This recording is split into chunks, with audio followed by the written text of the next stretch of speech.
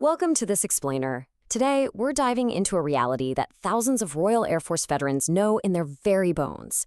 You see, for decades, serving in the RAF meant working in what was arguably one of the most hostile acoustic environments Britain has ever produced.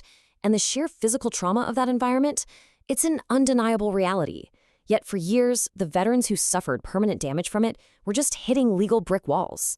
Well, today, we're going to unpack the groundbreaking legal shifts, specifically an absolutely monumental judgment in 2026 that have completely transformed the landscape for RAF hearing loss and tinnitus claims. Section 1, the invisible enemy of noise. Before we get into all the legal mechanics, we really have to wrap our heads around the sheer scale of the physical trauma involved here. Just consider this fact for a second. A jet engine at ground level is literally one of the loudest things a human being can legally stand next to. That really grounds us in a visceral reality, doesn't it? Out on the flight line during starts, taxiing, engine ground runs, ground crews were working mere meters away from noise sources that could permanently damage human hearing in a matter of seconds. And it wasn't just a one-off event. They did this shift after shift, turnaround after turnaround for their entire careers. The tricky part is the damage rarely announced itself right then and there. Instead, it just accumulated quietly, sortie by sortie. That is, until one day, the TV volume became totally unbearable for anyone else in the house, or this constant ringing settled into their ears and simply refused to leave. Now, a really common misconception is that this issue only affects the pilots. Absolutely not. The exposure was vast, stretching across so many different trades. Sure, fast jet aircrew suffered cumulative doses through their headsets, for sure. But the real heart of the noise problem, that was out on the pan and inside the hangars. Think about the ground engineering trades, propulsion, airframe, avionics. These folks were working right underneath running machines, and the hangars were constantly ringing with rivet guns and grinders. But it spreads even further than that. We're talking about the RAF regiment firing support weapons, weapons range staff absorbing all that ordnance noise, mechanical transport drivers, firefighters, and, believe it or not, even musicians in RAF bands. The law actually looks at the totality of your exposure across your entire career, and for these trades, that totality was just immense. Section 2, hearing loss and tinnitus.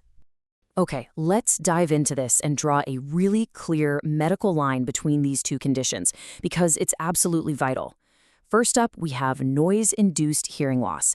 This is entirely physical. We're talking about the permanent destruction of the delicate hair cells inside the cochlea. And once they're destroyed, that's it. They do not regenerate. An expert can actually look at an audiogram and spot this really distinctive notch right around the 4 kilohertz region. It's basically an audiological fingerprint that separates service noise damage from just regular natural aging. Then, on the other side, we have tinnitus. This is the perception of ringing, buzzing, or hissing. And let me tell you, it carries a severe psychological burden. It completely wrecks your sleep and your concentration. And crucially, the 2026 High Court ruling confirmed that tinnitus caused by service noise can actually begin way after the exposure has ended, and it is still fully attributable to that service. Just look at this breakthrough number for a second. 19,000 pounds.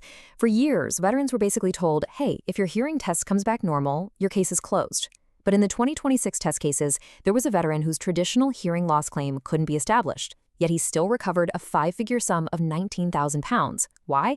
Because his severe tinnitus was real, it was caused by his military service, and it's a compensable injury in its own right. Even if you have a perfectly clean audiogram, that's a real game changer. Section 3, the 2026 legal breakthrough. So, for decades, perfectly valid compensation claims were met with massive legal stonewalling. Historically, the Ministry of Defense shielded itself incredibly aggressively. Before May 15, 1987, they hid behind what's called Crown immunity, which basically barred service personnel from suing for negligence. They also heavily deployed combat immunity. But then, thousands of veterans joined together in a massive group litigation, and finally, the dam broke. In the summer of 2024, the MOD made some truly unthinkable concessions. They actually abandoned their arguments that claims were out of time. They conceded they breached their duty to protect hearing, and they totally dropped the combat immunity defense. Then, to cap it all off, on April 24, 2026, the Abbott judgment was handed down by the High Court, cementing every single one of these victories across the board. And this brilliantly illustrates exactly why that April 2026 Abbott judgment was just, well, seismic. It completely changed the diagnostic reality. Basically, the High Court finally forced the MOD to stop treating military veterans like they were civilian factory workers.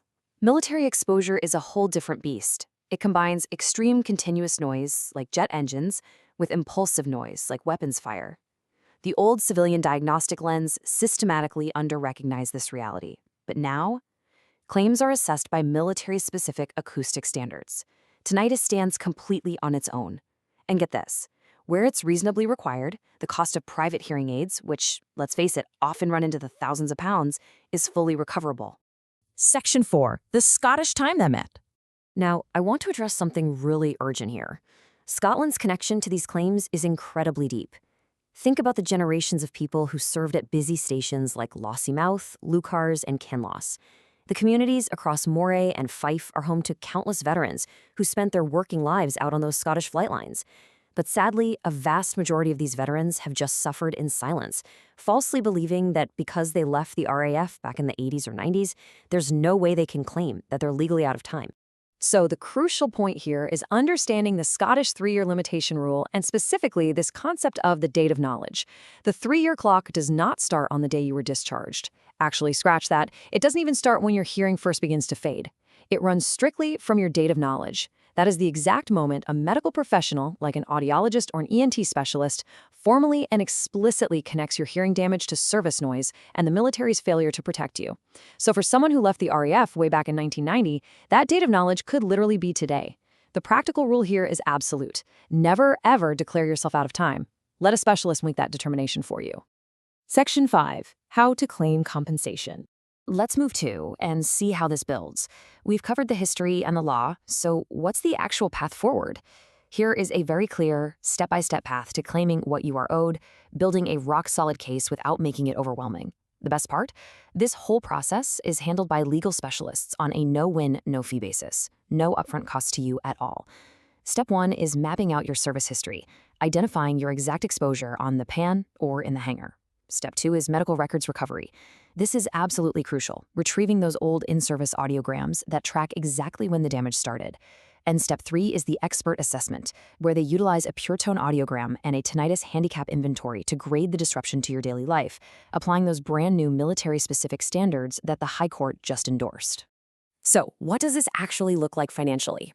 Once all the evidence is gathered, the compensation is structured around Judicial College guidelines. It starts at around £7,000 for mild hearing loss. Then it jumps pretty significantly to between £15,000 and £28,000 for severe tinnitus alone. And it scales all the way up to £80,000 or more for total deafness combined with severe tinnitus. On top of all that, you have special damages, which covers things like private hearing aids and therapy. Now, I do need to mention that a matrix adjustment is applied based on your discharge date. Basically, a bit of a discount is applied the longer you've been retired. But you have to remember, this matrix was the negotiated price of the MOD dropping all their legal defenses. A discounted award is still vastly better than the complete, outright rejection veterans used to face. Which brings us to our final and honestly most vital question. Is the advice you got in the past totally out of date? The MOD knew the risks, yet for decades, they left veterans with almost no legal route for redress. But after April 2026, the entire landscape has completely shifted. If the ringing in your ears just never stops, or if conversations keep slipping out of reach, and you were told years ago that you couldn't claim because your audiogram was clean or you were quote-unquote out of time, you need to reconsider. The answer today is better than it has ever been. Don't let outdated advice stop you from claiming the compensation you rightfully deserve for the silent damage inflicted by your service.